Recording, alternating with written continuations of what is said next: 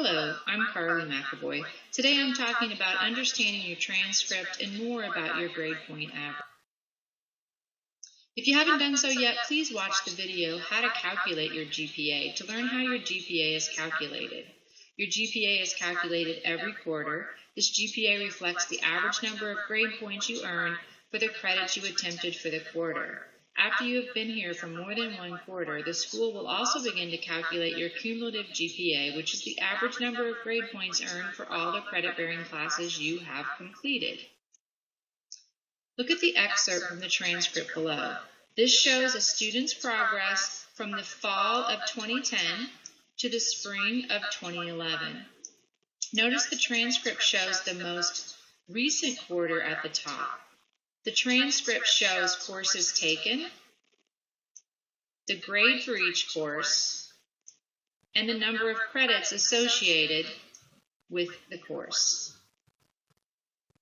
There are other things on the transcript as well. Look at the GPA for spring quarter. The student earned 15 credits with a GPA of 3.44. That is shown as the quarter summary. Now look at the bottom of the excerpt.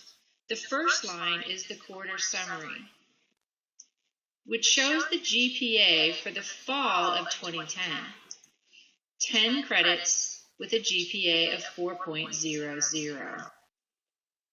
The next line, cumulative, shows the student's GPA for the entire time they attended South Puget Sound.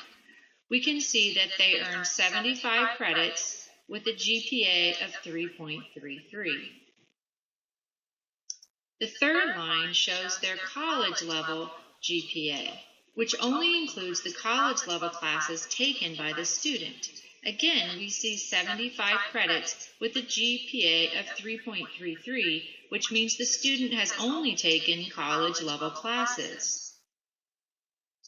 The student also transferred 10 credits in from advanced placement tests taken in high school. Those count as credits, but do not factor into the GPA calculation.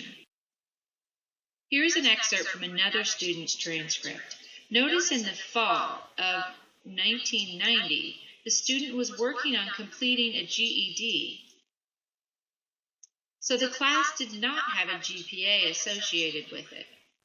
That is true for any basic education for adults or beta class. That is why the quarter summary shows a GPA of 0.0. The next line shows they eventually accumulated 135 credit hours with a GPA of 3.49. The final line shows that 120 credits were earned at the college level. The college level GPA is 3.43. That would be the GPA that would go forward to their next institution.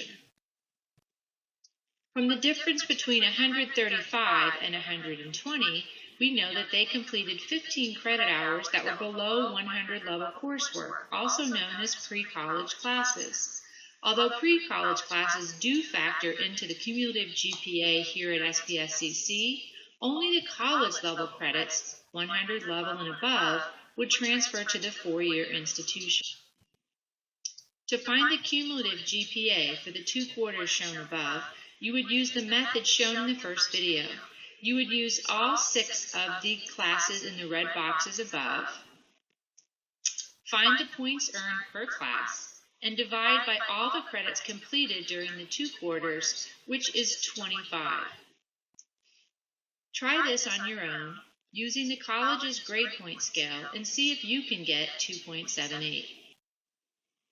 As you can see from the transcript excerpt above, if a student takes a college level class and a pre-college course in one quarter, it will show as 1 GPA for the quarter summary. But the college level courses would be separated out at the end of the transcript.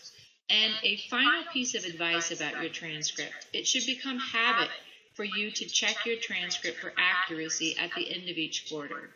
Your college record will be important to you as you move to another college or as you enter the workforce. It would be easier to clear up any misunderstandings or mistakes while the quarter is still fresh in your instructor's mind. Thank you, and have a great day.